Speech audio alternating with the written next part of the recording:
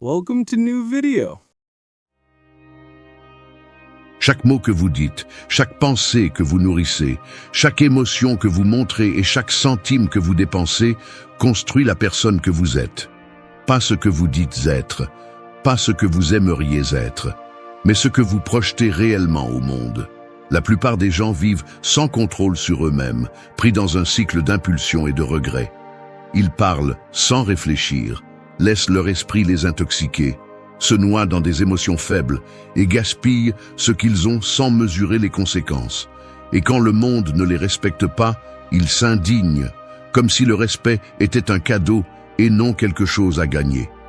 La maîtrise de soi est ce qui sépare les forts des faibles. Il ne s'agit pas de talent, ni de chance, ni d'intelligence. Il s'agit de contrôler sa bouche avant de dire quelque chose que l'on regrettera plus tard, de former l'esprit comme un soldat, sans le laisser devenir un ennemi, de dompter les émotions avant qu'elles ne ruinent les relations, les opportunités et les décisions, de gérer l'argent avec stratégie, au lieu de le laisser dicter le cours de la vie. Ici, il n'y a pas de place pour les excuses ou le victimisme. Il ne s'agit pas de se sentir mieux, mais d'être meilleur. Et pour cela, le stoïcisme n'est pas seulement une philosophie, c'est une arme. Il n'est pas fait pour les rêveurs qui espèrent que le monde les traitera bien, mais pour ceux qui sont prêts à s'imposer face à la réalité et à prendre le contrôle. Ce qui suit n'est pas de la théorie, c'est de l'entraînement. Hugun, répétez mentalement comment vous réagiriez en cas de crise avant qu'elle ne se produise. Un soldat ne se met pas à aiguiser son épée lorsque l'ennemi est déjà à la porte. Un navigateur n'attend pas que la tempête le frappe pour apprendre à manœuvrer son bateau. Mais dans la vie, la plupart agissent ainsi, improvisant au milieu du chaos, espérant que l'adrénaline leur donne des réponses qu'ils n'ont jamais entraînées. Et ensuite, lorsqu'ils échouent, ils blâment la malchance. Le chaos ne respecte ni les plans ni les humeurs. Il ne demande pas si vous êtes prêt. Il apparaît simplement et balaye tout ce qui n'est pas solide. Et lorsque cela se produit, la différence entre quelqu'un de fort et quelqu'un de fragile est la préparation mentale. Il ne s'agit pas d'optimisme, ni de croire que tout passera. Il s'agit d'anticiper et d'entraîner l'esprit pour que, lorsque le feu arrive, la réaction ne soit pas la panique, mais la stratégie. La philosophie stoïcienne le rend clair. N'attendez pas que la vie soit facile. Ne supposez pas que tout ira bien. Au lieu de cela, répétez mentalement les scénarios qui pourraient se déstabiliser. Pensez aux insultes que vous pourriez recevoir, à la trahison de quelqu'un de proche, à l'échec d'un projet dans lequel vous avez mis tout votre effort. Imaginez que cela se produit, ressentez-le dans votre esprit et décidez, avant que cela n'arrive, comment vous allez réagir. Ne laissez pas la surprise dicter votre comportement. Si le coup arrive et que vous êtes prêt, c'est vous qui le contrôlerez, pas l'inverse. Les faibles attendent que la crise les frappe pour voir comment ils réagissent. Les forts ont déjà été là avant dans leur esprit des centaines de fois. Et lorsque la tempête arrive enfin, ils agissent avec le calme d'un chirurgien en pleine opération. Ils ne crient pas, ils ne paniquent pas, ils ne prennent pas de décisions stupides. Ils savent que le contrôle est le pouvoir, et le pouvoir ne s'improvise pas. Il se forme. Ce principe ne s'applique pas seulement en temps de crise, mais dans le contrôle de chaque aspect de la vie. Celui qui entraîne son esprit maîtrise ses paroles. Celui qui anticipe sa réaction évite d'exploser comme un enfant. Celui qui comprend les risques ne prend pas de décisions financières impulsives. Celui qui se voit sous pression avant qu'elle ne se produise développe une présence inébranlable qui impose le respect. Celui qui se prépare ne se plie jamais, et celui qui ne se plie jamais finit par dominer sa vie. 2. Élimine un mot de plainte de ton vocabulaire pour une semaine. Les mots ne sont pas seulement du bruit, ce sont des commandes qui façonnent ton état d'esprit et ton destin. Si tu parles comme une personne faible, tu penseras comme une personne faible. Et tu agiras comme une personne faible. Et s'il y a quelque chose qui affaiblit plus que tout, c'est l'habitude de se plaindre. Les plaintes ne résolvent rien, ne te rendent pas plus fort, ne te rapprochent d'aucune solution. Elles ne servent qu'à une chose, justifier la médiocrité. La plainte est le refuge de ceux qui ont décidé d'abandonner sans l'admettre. C'est le cri silencieux de l'impuissance, une tentative pathétique de faire pitié au monde. Mais le monde ne fonctionne pas comme ça. Personne ne te respecte pour te plaindre. Personne n'admire celui qui passe sa vie à dire que tout est injuste, qu'il est fatigué, qu'il ne peut plus. La différence entre une personne forte et une personne faible ne réside pas dans ce qu'elle affronte, mais dans la manière dont elle répond. Et la première réponse qui définit le caractère est le langage. Si tu veux reprendre le contrôle de ta vie, commence par contrôler ce qui sort de ta bouche. Fais une expérience, choisis un mot de plainte et élimine-le pendant une semaine. Ne dis pas que quelque chose est impossible, ne dis pas que tu ne peux pas, ne dis pas que tu es fatigué, ne dis pas que c'est injuste. À la place, remplace la plainte par l'action. Si quelque chose est difficile, affronte-le. Si quelque chose ne te plaît pas, change-le ou accepte-le sans drame. Si tu ressens le besoin de te plaindre, détends-toi. Respire, trouve une solution ou continue en silence. Cet exercice n'est pas symbolique, c'est une reprogrammation mentale. Parce que si tu ne peux même pas contrôler ce que tu dis, comment vas-tu contrôler autre chose dans ta vie? Les mots que tu choisis déterminent le niveau de respect que tu projettes. Parle comme quelqu'un qui est aux commandes, et peu à peu, tu commenceras à vivre comme tel. Les stoïciens le savaient bien. Se plaindre est une perte de temps et d'énergie. Ne gaspille pas de mots sur ce que tu ne peux pas changer. Ne nourris pas ton auto-apitoiement avec des phrases faibles. Parle avec la clarté et la détermination de quelqu'un qui n'a pas besoin de validation. Et observe comment, en changeant ton langage, ton attitude change aussi. Les plaintes sont comme des trous dans la coque d'un bateau. Chacune d'elles permet de diminuer un peu plus ton potentiel. Bouche la fuite, une semaine sans plainte, action en solitaire, et tu verras ce qui se passe quand tu décides que le seul langage autorisé dans ta vie est celui de la force et de la solution. 3. Écris tes soucis sur un papier et déchire-le à la fin de la journée. L'esprit est un champ de bataille. Chaque jour, des milliers de pensées le traversent comme des armées en guerre, certaines utiles, d'autres destructrices, mais la plupart ne sont que du bruit. Si tu ne les contrôles pas, elles te domineront. Elles te paralysent, te drainent de ton énergie, te plongent dans des soucis inutiles. Le pire, c'est que beaucoup d'entre elles ne sont même pas réelles. Ce sont des problèmes amplifiés par ton propre esprit, des scénarios catastrophiques qui n'arrivent jamais, des fantômes qui n'existent que parce que tu leur donnes du pouvoir. Si tu veux maîtriser ton esprit, tu dois apprendre à le vider. Et l'une des méthodes les plus efficaces est d'écrire. Pas dans une tentative poétique de se défouler, pas avec l'intention de le relire plus tard et de se vautrer dans sa propre misère.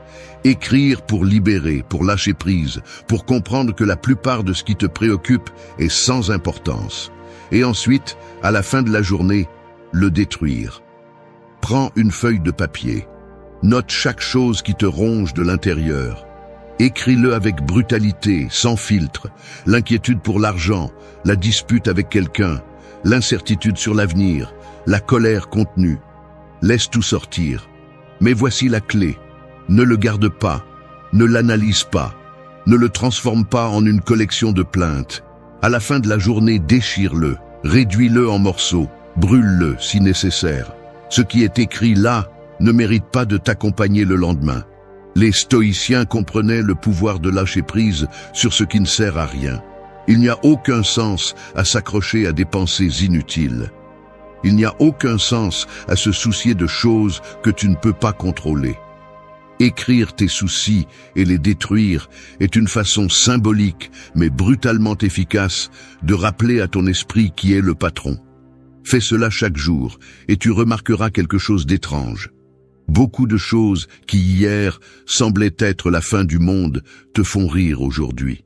Beaucoup des soucis que tu as écrits disparaissent sans que tu aies besoin de faire quoi que ce soit. Et les quelques-uns qui comptent vraiment, tu les verras plus clairement. Sans le brouillard de l'émotion, sans la distorsion de la peur. L'esprit n'est pas fait pour être une poubelle de pensées toxiques. Il est fait pour penser clairement, pour prendre des décisions avec précision. mais cela n'est possible que lorsque tu lui enlèves le poids mort de l'inquiétude inutile. Ne sous-estime pas cet exercice. Il peut sembler simple, mais c'est l'un des outils les plus puissants pour entraîner ton esprit. Écris, lâche prise, déchire, et continue avec la tête claire, parce que dans la vie, le seul fardeau qui vaut la peine d'être porté est celui qui compte vraiment. 4. Imaginez qu'un sage stoïcien évalue chacune de vos décisions. Imaginez ceci, chaque fois que vous parlez, quelqu'un vous écoute. Chaque fois que vous pensez à prendre une décision, quelqu'un observe. Pas un ami, pas un membre de la famille, pas un inconnu dans la rue. Un sage stoïcien, quelqu'un qui ne se laisse pas emporter par des émotions faibles, qui ne cherche pas de validation, qui ne gaspille pas son temps en trivialité. Il est là, sans dire un mot, jugeant en silence chacune de vos actions. Oseriez-vous vous plaindre devant lui? Lui donneriez-vous des excuses sur pourquoi vous n'avez pas fait ce que vous deviez faire? Lui diriez-vous que vous ne pouviez pas contrôler votre caractère, que vous avez dépensé de l'argent en stupidité, que vous vous êtes laissé emporter par l'impulsion du moment? Non, parce que dans son monde, les mots ne valent rien s'ils ne sont pas soutenus par des actes. La plupart des gens vivent sans se remettre en question. Ils agissent par inertie. Ils disent la première chose qui leur vient à l'esprit. Ils dépensent sans réfléchir. Ils réagissent comme des enfants capricieux, comme si leur volonté était la seule loi qui existe. Mais quand vous mettez un filtre, quand vous imaginez que quelqu'un avec une véritable discipline et un autocontrôle vous observe, quelque chose change. Vous arrêtez d'agir comme un idiot impulsif et commencez à mesurer chaque mouvement. Ceci n'est pas un exercice pour prétendre être quelqu'un que vous n'êtes pas. C'est une méthode pour faire ressortir la meilleure version de vous-même. Demandez-vous, à chaque moment clé de la journée, qu'est-ce qu'un véritable stoïcien ferait à ma place? Un véritable stoïcien ne réagit pas avec colère lorsqu'on l'insulte. Il garde son calme et répond intelligemment ou ignore simplement la provocation. Un véritable stoïcien ne gaspille pas son argent en futilité pour impressionner les autres. Il utilise ses ressources avec sagesse, investit dans sa croissance, dans son indépendance.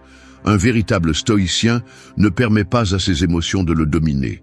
Il ne laisse pas la peur le paralyser, la colère le pousser à faire des bêtises, la paresse lui voler son temps. Vous avez deux options. Continuez à vivre comme si personne ne vous regardait, justifiant chaque erreur, agissant sans contrôle, ou imaginez que chaque pas que vous faites est observé par quelqu'un qui exige le meilleur de vous.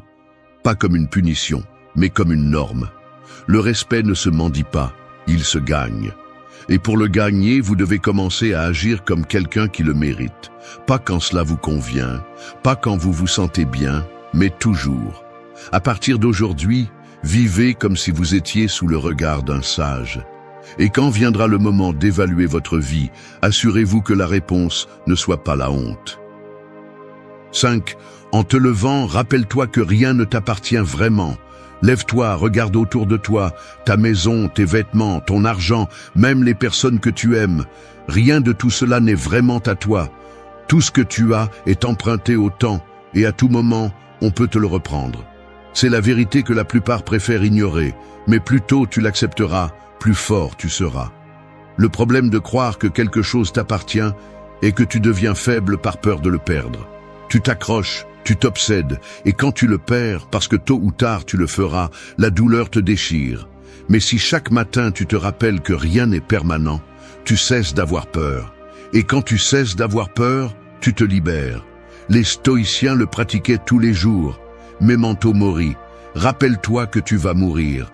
Mais pas comme une idée déprimante, mais comme un rappel brutal que chaque possession, chaque relation, chaque moment est temporaire. Tu ne possèdes rien, pas même ton propre corps. Alors, au lieu de t'accrocher, tu apprends à vivre avec gratitude et sans peur. Pense à l'argent. Les gens vivent désespérément pour l'accumuler, pour le protéger, comme si le chiffre sur leur compte en banque définissait leur valeur. Mais l'argent va et vient. Il peut disparaître du jour au lendemain à cause d'une crise, d'un accident, d'une mauvaise décision. Si tu comprends qu'il n'a jamais vraiment été à toi, tu apprends à l'utiliser intelligemment au lieu d'être son esclave. Pense aux relations. Les gens entrent et sortent de ta vie. Certains amis s'éloignent, certains couples se séparent, certains membres de la famille meurent. Si tu t'accroches en croyant qu'ils seront toujours là, le coup sera brutal quand ils partiront. Mais si dès le début, tu acceptes que tout est éphémère, tu cesses de souffrir pour l'inévitable et tu commences à apprécier ce que tu as dans le présent sans peur de l'avenir. Pense à ton corps, à ta santé. Un jour, tu seras vieux, plus faible, plus lent. Peu importe combien d'entraînements tu fais, combien de régimes tu suis, le temps continue d'avancer. Cela signifie-t-il que tu dois abandonner? Non. Cela signifie que tu dois profiter de chaque seconde où tu as de la force, de la discipline et de la clarté mentale. Rien ne t'appartient. Tout ce que tu as aujourd'hui peut disparaître demain. As-tu peur? Bien, utilise-le comme carburant. Au lieu de vivre avec la peur de perdre, vis avec intensité et objectif. Utilise l'argent pour des choses qui comptent vraiment.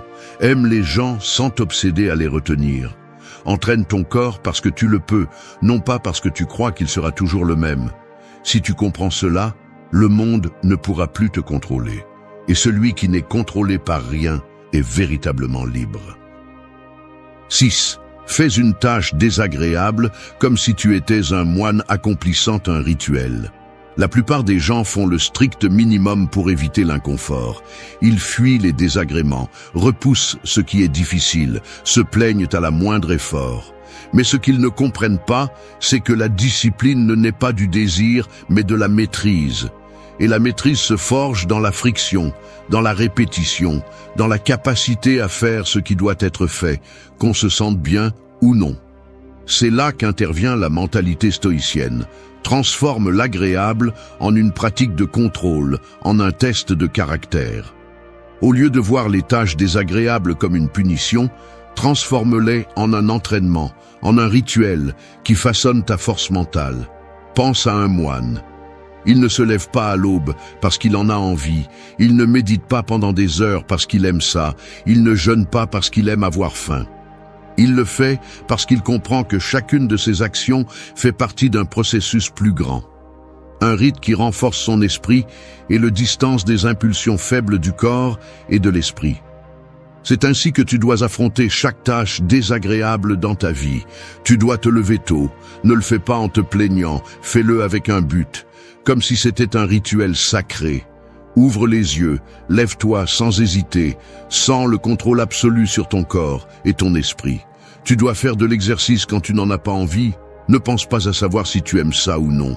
Pense que chaque répétition, chaque goutte de sueur est un test de ta autodiscipline. Comme un moine en formation, chaque effort est une offrande à la maîtrise de soi. Tu dois travailler sur quelque chose de fastidieux. Ne le fais pas comme une victime qui traîne les pieds. Fais-le avec la présence de quelqu'un qui comprend que chaque action compte, que chaque tâche, aussi insignifiante soit-elle, fait partie d'un système de contrôle de soi. Les faibles voient les tâches désagréables comme des punitions. Les forts les voient comme des entraînements. Et voici le secret. Si tu adoptes cette mentalité, ce qui semblait insupportable devient normal. Mieux encore, cela devient une source de fierté. Parce que tandis que les autres évitent la difficulté, tu l'affrontes avec le calme et la détermination d'un guerrier entraîné. Cette méthode n'est pas symbolique, elle est pratique. Chaque fois que tu fais quelque chose de difficile, au lieu de résister, plonge-toi entièrement dedans. Comme si tu étais un moine accomplissant un rite de discipline et de force. Ne pense pas à savoir si c'est agréable ou non. Pense que c'est une opportunité pour te retenir. Les stoïciens comprenaient que le véritable contrôle n'est pas gagné lorsque tout est facile, mais lorsque tu peux regarder la difficulté dans les yeux et faire ce qui doit être fait sans hésiter. Alors, la prochaine fois que tu seras confronté à une tâche désagréable, ne fuis pas, ne te plains pas. Assumez avec la mentalité de quelqu'un qui ne se plie pas à l'inconfort. Fais de chaque effort un rituel. Et quand les autres chercheront des excuses, tu seras trop occupé à renforcer ton caractère. 7. Fais comme si aujourd'hui était ton dernier jour de vie et observe comment tes décisions changent. Chaque jour qui passe est un jour de moins sur l'horloge de la vie. Il n'y a pas de deuxième chance, pas de rediffusion, pas de garantie sur le temps qu'il reste. Pourtant, la plupart agissent comme s'ils étaient immortels, comme s'il y avait toujours un lendemain pour faire ce qui compte vraiment. Ils continuent à repousser les décisions, à accumuler des regrets et à perdre du temps en futilité sans sens. Les stoïciens l'ont mieux compris que quiconque. Memento mori, souviens-toi que tu vas mourir. Non pas comme une pensée dépressive, mais comme l'outil le plus puissant pour prendre le contrôle de sa vie. Rien ne renforce plus l'esprit que d'accepter la réalité de la mort et de l'utiliser comme carburant. Car lorsque la mort cesse d'être un concept lointain et devient une certitude tangible, toutes les distractions disparaissent. La fierté devient insignifiante, les rancunes perdent de leur poids. La procrastination cesse d'être une option. En vivant avec la conscience que chaque jour peut être le dernier, les excuses sont éliminées. Il n'y a pas de place pour des plaintes absurdes, ni pour des drames sans sens. L'esprit se concentre sur ce qui vaut vraiment la peine. Avancer, apprendre, renforcer le caractère, faire ce qu'il faut faire sans attendre un moment parfait. L'urgence de vivre remplace le confort de la paresse. La plupart se noient dans des soucis inutiles, accordant de l'importance à des choses qui n'ajoutent rien. Ils sont paralysés par la peur, distraits par des problèmes insignifiants, consumés par des rancunes qui ne mènent nulle part. Mais celui qui comprend la brièveté de la vie agit avec détermination. Il ne gaspille pas d'énergie sur ce qu'il ne peut pas contrôler. Il ne se laisse pas emporter par des émotions faibles. Il ne gaspille pas d'opportunités. Vivre avec l'idée que ce pourrait être le dernier jour transforme chaque décision. On cesse d'attendre l'approbation des autres. On cesse d'avoir peur de l'échec. On abandonne le désir de se conformer à des normes vides. La vie est vécue avec intensité, avec direction, avec un but. Memento mori n'est pas seulement une phrase, c'est un principe qui filtre ce qui est inutile et renforce ce qui compte. Celui qui le pratique ne perd pas de temps en plaintes ni en excuses. Il ne se laisse pas dominer par la peur. Il ne repousse pas ce qu'il doit faire. Il vit avec la clarté que chaque seconde compte et agit en conséquence. Le temps ne prévient pas quand il se termine. La différence entre ceux qui laissent une empreinte et ceux qui disparaissent sans laisser de traces réside dans qui comprend cette vérité et l'utilise à son avantage. 8. Dors sur le sol. Une nuit pour te rappeler que tu peux t'adapter à tout. Le confort est un piège. Plus on en profite, plus la vie sans lui devient difficile. Le confort ramollit le corps, affaiblit l'esprit et érode le caractère. Celui qui n'a connu que la chaleur d'un lit et la sécurité d'une routine sans surprise devient esclave de la peur de l'inconfort.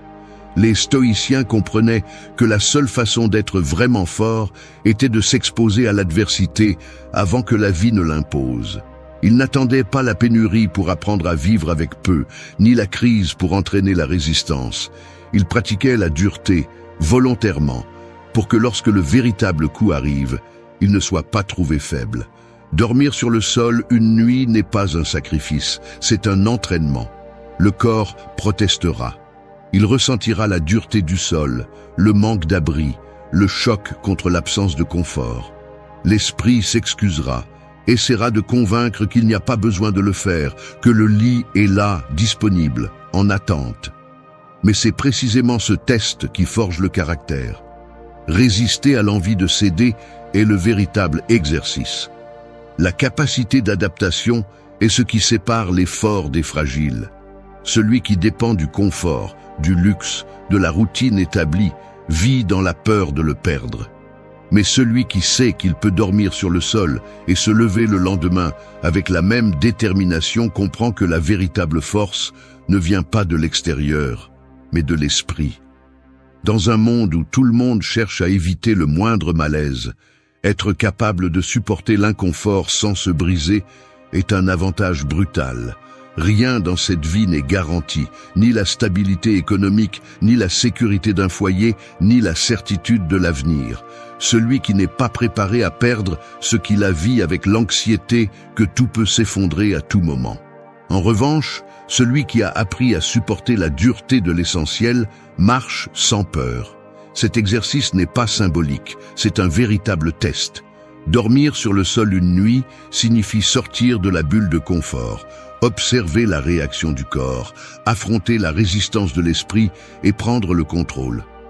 Le lendemain, après l'avoir surmonté, le changement est évident.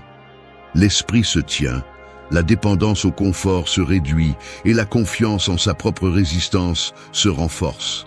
Il ne s'agit pas de se priver pour souffrir, il s'agit d'entraîner la capacité d'adaptation, de rompre la dépendance au confort, de s'assurer que rien dans ce monde n'a le pouvoir d'affaiblir la volonté. La force naît dans l'inconfort, et seul celui qui le maîtrise peut se déplacer dans la vie avec une véritable liberté. 9. Écris une lettre d'adieu à ta version actuelle et lis-la dans un an. La personne que tu es aujourd'hui ne devrait pas être la même dans un an. Rester le même signifie que tu as stagné, que tu as gaspillé 365 jours en excuses et en manque d'action. L'évolution n'est pas optionnelle. Soit tu avances, soit tu restes en arrière, regardant comment les autres prennent le contrôle pendant que tu restes coincé dans les mêmes cycles de toujours. Écrire une lettre d'adieu à ta version actuelle n'est pas un simple exercice de réflexion. C'est un acte de clôture, une coupure définitive avec la médiocrité, avec les habitudes faibles, avec les routines qui te maintiennent au même endroit. Ce n'est pas un message de nostalgie, mais un adieu sans remords. Prends du papier et un crayon. Écris avec brutalité, sans filtre. Reconnais tes faiblesses. Identifie les excuses que tu as utilisées pour justifier ton manque de discipline. Souligne les erreurs que tu as répétées encore et encore. Ne sucre pas les choses. Sois impitoyable avec la version de toi qui aujourd'hui n'est pas à la hauteur. Il ne s'agit pas seulement de ce que tu laisses derrière toi, mais de ce que tu espères voir à l'avenir. Définis qui tu dois être dans un an. Plus fort, plus sage, plus discipliné. Avec de meilleures décisions, avec un contrôle absolu sur ton esprit, ton corps, ton argent. N'écris pas de promesses vides, écris des engagements fermes. Ne rédige pas des souhaits, décris des faits comme s'ils étaient déjà accomplis. Garde la lettre, ne la lis pas avant le temps. Laisse-la dans un endroit où tu ne la verras pas tous les jours, où elle ne deviendra pas un simple rappel sans poids. Un an plus tard, ouvre-la et fais face à la vérité. Là seront les mots que tu as écrits, attendant une réponse claire. As-tu fait ce que tu as dit que tu ferais, ou es-tu toujours le même? Il n'y a rien de plus humiliant que de réaliser que le temps a passé et que tout est resté le même. Il n'y a pas de pire défaite que de constater que les promesses faites à soi-même n'étaient que des mots vides. Mais il n'y a pas non plus de plus grande satisfaction que de lire cette lettre et de voir que tu as tenu, que tu as dépassé qui tu étais, que tu as laissé derrière toi ce qui devait rester dans le passé. Les changements réels ne se produisent pas dans l'esprit, ils se produisent dans les actions quotidiennes. La lettre n'est pas magique, elle ne change rien par elle-même. Ce n'est qu'un miroir qui montre ce que tu étais et ce que tu aurais pu être. La différence est marquée par celui qui ose écrire sans pitié et surtout par celui qui a le courage de faire face à sa propre vérité un an plus tard. Il n'y a aucune raison de rester la même personne. Il n'y a aucune excuse pour arriver à l'avenir avec les mêmes limitations du passé. La transformation est une décision, et cette décision commence maintenant. 10. Dépensez de l'argent dans ce que vous ne pouvez ni voir ni toucher. L'argent peut être une arme ou une chaîne. Entre de mauvaises mains, il devient une ancre qui vous enfonce plus profondément dans la médiocrité. Entre les bonnes mains, il se transforme en un outil de pouvoir. La différence ne réside pas dans combien vous gagnez, mais dans la façon dont vous l'utilisez. La plupart des gens reçoivent leur salaire et le dépensent avant même d'avoir eu la chance de le faire travailler à leur avantage. Ils poursuivent l'immédiat, achètent des objets qui seront oubliés dans un coin dans quelques mois, utilisent l'argent comme un pansement émotionnel. Le monde a programmé les gens pour dépenser sans réfléchir. La publicité ne vend pas des produits, elle vend des illusions. La société ne récompense pas l'intelligence financière, elle récompense l'apparence de la richesse. Les réseaux sociaux ont transformé l'ostentation en sport. Et le résultat est que les gens poursuivent des symboles de succès au lieu de construire un véritable succès. Peu importe combien d'argent passe entre leurs mains, ils finiront toujours de la même façon, pris dans le cycle de gagner et de dépenser sans but. Mais l'argent bien dirigé a le pouvoir de changer une vie. Il ne s'agit pas de l'accumuler de manière obsessionnelle, ni de vivre dans la peur de le dépenser. Il s'agit de l'utiliser dans ce que l'on ne peut ni voir ni toucher, dans ce qui ne disparaît pas avec le temps, dans ce qui construit une version de vous-même plus forte, plus capable et plus libre. Dépensez dans la connaissance.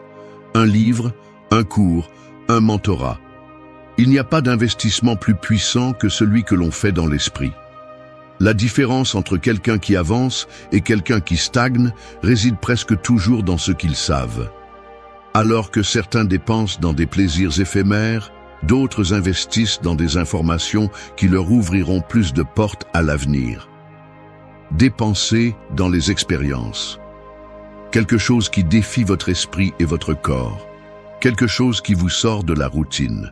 Les objets perdent de la valeur avec le temps, mais une expérience bien choisie peut redéfinir qui vous êtes.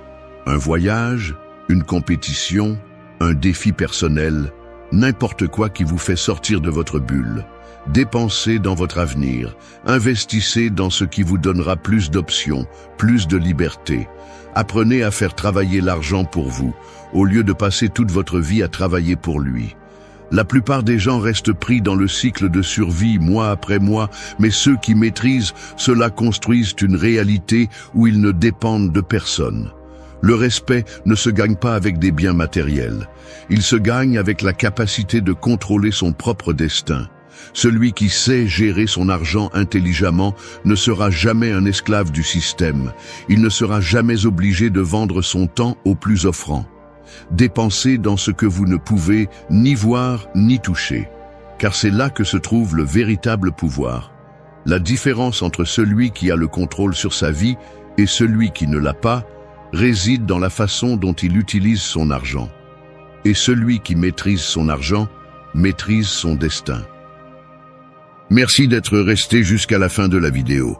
Si vous avez tout vu, commentez « Je suis stoïcien » comme notre signe secret, indiquant que vous êtes un véritable apprenant du stoïcisme. N'oubliez pas de vous abonner et de liker la vidéo si elle vous a plu. Rendez-vous dans la prochaine vidéo et rappelez-vous, continuez à cultiver votre esprit stoïque.